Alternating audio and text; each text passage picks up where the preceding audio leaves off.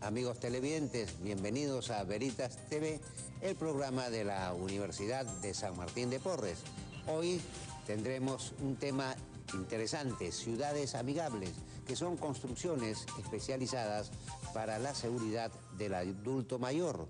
Pero antes, veamos la siguiente nota y conozcamos al ganador del tercer concurso de marinera norteña Interfacultades de la Universidad de San Martín de Porres, donde los participantes hicieron gala de este elegante baile nacional. Vamos a tratar ahora un tema que interesa mucho a los adultos mayores, a quienes algunos los llamamos los miembros de la tercera juventud. Vamos a conversar sobre las ciudades amigables con el doctor José Francisco Parodi, quien es director del Centro de Investigación del Envejecimiento de la Facultad de Medicina de nuestra Universidad de San Martín de Porres. Muy buenos días, doctor Parodi. Buenos días, doctor. ¿Cómo está usted? ¿En qué son estas ciudades amigables y qué tienen que ver con el envejecimiento? Entiendo, para dar un ambiente adecuado y mejor para los que están ya en esa edad. Sí, la política, el programa de ciudades amigables es una política de la Organización Mundial de la Salud, que ya tiene varios años de diseñada. Lo que pretende es, a través del manejo del ambiente, a través del manejo de una serie de factores, lograr salud, calidad de vida, lograr lo que se llama envejecimiento activo. Yo escucho mucho ahora a los candidatos a la alcaldía hablar, decir, yo para mejorar la salud de mi distrito voy a poner un servicio de ambulancia. Para mejorar la salud de mi distrito voy a poner una posta y un médico. Y eso es importante, no hay que dejar de hacerlo, además hay que poner un personal capacitado.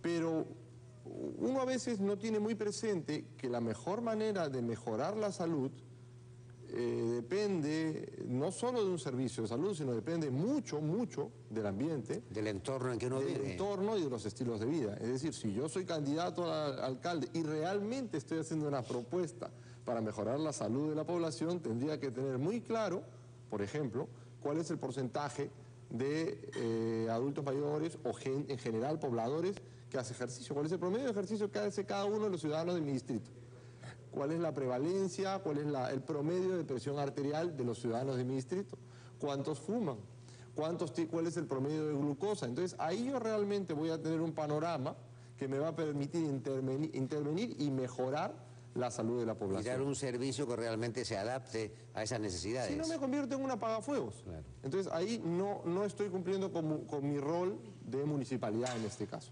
Ahora, este programa de ciudades amigables para personas mayores es muy interesante para las personas mayores, pero el que no es adulto mayor también. Vamos a suponer que yo estoy en condiciones de construirme mi casa.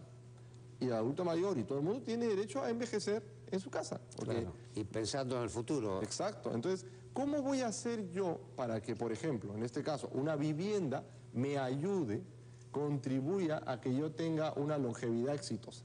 Que sea un adulto mayor moderno, que me permita participar, estar seguro, que me promueva salud. El transporte, que es una de las líneas de este programa de ciudades amigables, transporte amigable, vivienda amigable, redes sociales, medios de comunicación y acceso a la comunicación, oportunidades de participación en la sociedad. Todo eso tiene un programa, inclusive un checklist, se puede descargar por internet fácil. Ahora, el tema de la vivienda es un tema fundamental, porque imagínese usted... Los adultos mayores a cierta edad pasan el mayor tiempo de su vida ya en el hogar, en la casa. Claro, pero además resulta crítico que si Dios no quiere, uno tiene pues un evento de salud. Está muy bien, juega tenis, pero se rompe una pierna.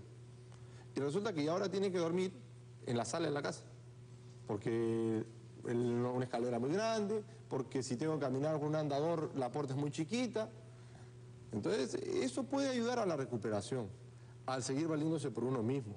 Entonces, la ciudad tiene una obligación, porque es un derecho, de no solamente velar por la salud, sino garantizar una serie de condiciones que lo hagan a uno vivir con mejor calidad de vida y con salud. Ahora, en muchas ciudades, ¿no?, hay espacios especiales para los minusválidos o por los que tienen alguna enfermedad, ¿no? Sí. En todos los países, las ciudades modernas se considera mucho ese aspecto, inclusive para los adultos mayores, ¿no? Claro, porque eso garantiza que inclusive, no solamente que uno pueda prevenir tener una discapacidad, sino que inclusive uno teniendo, vamos a ponerlo así, una hemiplegia, medio cuerpo que no se mueva, pueda seguirse valiendo por sí mismo. Yo con medio cuerpo que no se mueve puedo caminar con determinadas condiciones, puedo salir porque es más amigable mi ciudad. Por ejemplo, el cambiar el piso de un parque y ponerle laja y poner unas bancas, que son muy bonitas esas de las maderitas, pero que son arqueadas, hacen que yo me tropiece en la laja y que no me pueda sentar hasta el fondo porque después ya no me puedo parar. Claro.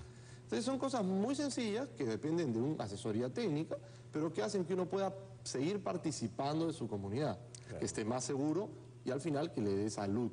Eso tiene una técnica y de luego las viviendas tienen que estar adaptadas para eso. A eso que me iba a referir, quería preguntarles, por ejemplo, si son adultos mayores los que viven ahí, no poner en las almacenes, las cosas almacenadas muy arriba, las tazas, no, sino ponerlas al alcance de quizás de una persona que esté en silla de ruedas. Hay cosas muy sencillas.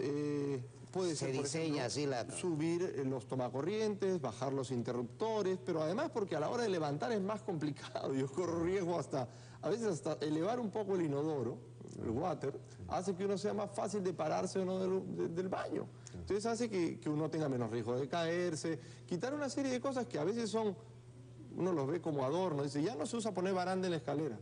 Y uno no sube la escalera o tiene más riesgo, más miedo de caerse. Son pequeñas cosas que hacen que una vivienda sea más segura y que determinen que uno no ingrese, por ejemplo, a lo que mal llamamos en el Perú casas de reposo, que al final implican un mayor riesgo. Hay un momento que se va a necesitar, hay una norma nacional que hay que cumplirla para que tenga un estándar de calidad. Pero ¿Se cumple actualmente? Bueno, la mayoría no lo cumple todavía, ¿no? Espero que la norma se aprobó el año pasado. En fin, ahora hay que llevar todo un proceso de monitoreo, supervisión y ayuda para que se vaya adecuando particularmente, ¿no? Pero lógicamente uno donde mejor vive es en su casa. Claro. Entonces si uno puede seguir viviendo en su casa, eso es mejor. Hay que proyectar la casa hasta el final de la existencia de uno, ¿no? Y hacerla cómoda para inclusive los adultos mayores. Es lo que yo quisiera, para mí. Claro. No voy a hablar en tercera persona. Para mí me gustaría poder quedarme en mi casa con ayuda. Yo creo que muchísimas personas piensan igual, ¿no? Y eso lo puede hacer.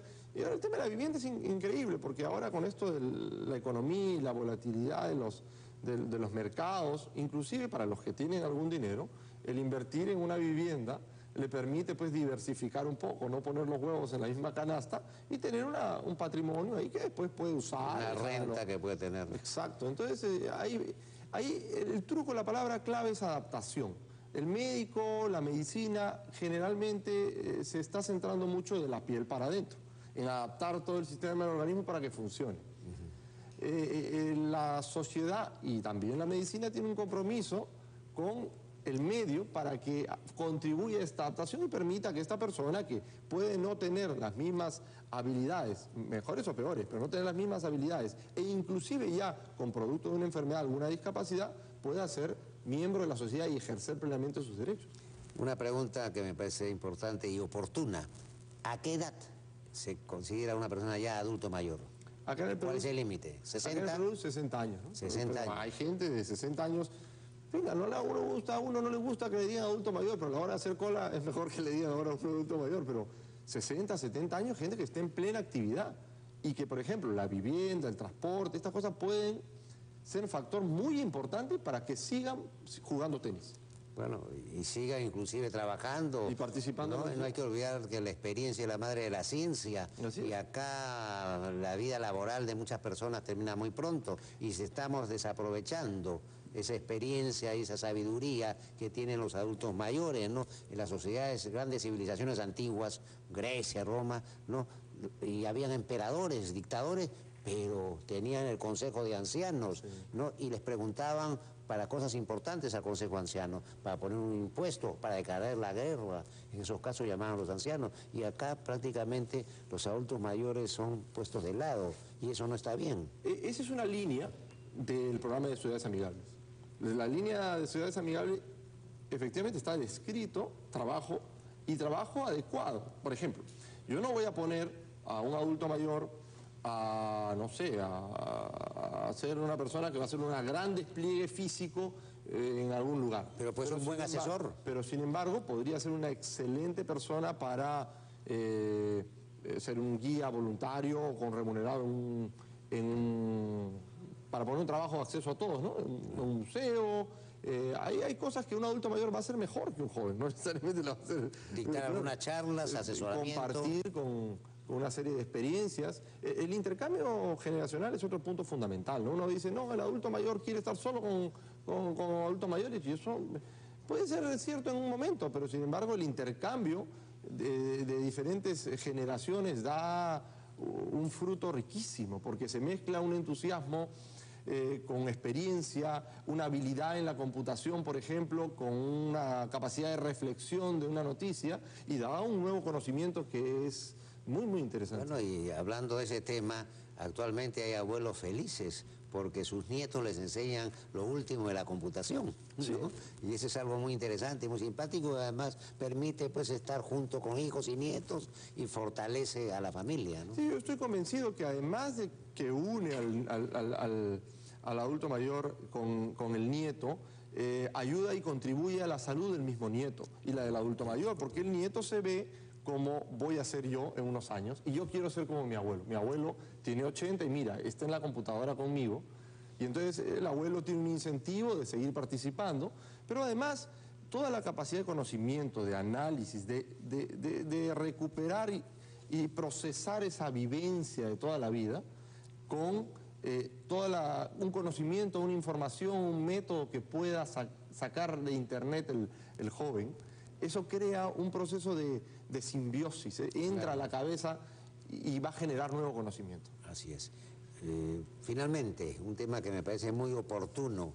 Actualmente en nuestro país ya hay conciencia de este trabajo que hay que hacer en el ámbito de las ciudades amigables, ya hay empresas constructoras que están considerando proyectos, ¿no?, que miren a que los adultos mayores puedan tener las viviendas que sean más adecuadas para ellos. Sí, ahora el Ministerio de Salud en abril pasado hizo un foro para ver cómo estaba el Perú encaminado al tema de ciudades amigables para personas mayores.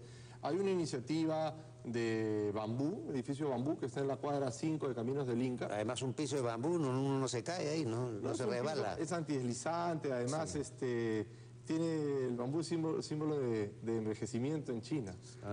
Sí, porque además el construir con bambú, es algo que yo no sabía me he enterado relativo poco tiempo, le da a uno la característica de ser saludable y amigable al ambiente, porque es un material que muy fácilmente se renueva. Entonces, usar madera de bambú le puede poner a uno además la característica de ser saludable al ambiente. Ya que habla del bambú, eso debía hacerse mucho en Ica, en Chincha y en Pisco, ¿no?, para las viviendas que se están haciendo. Se están demorando mucho, pero en fin. Un poco, sí. Entonces, para retomar el tema, ahí sí ya hay un edificio, podría ser la primera vivienda amigable para personas mayores. Es un edificio donde uno puede... ¿A dónde está ubicado? Cuadra 5, Caminos del Inca. De Camino del Inca.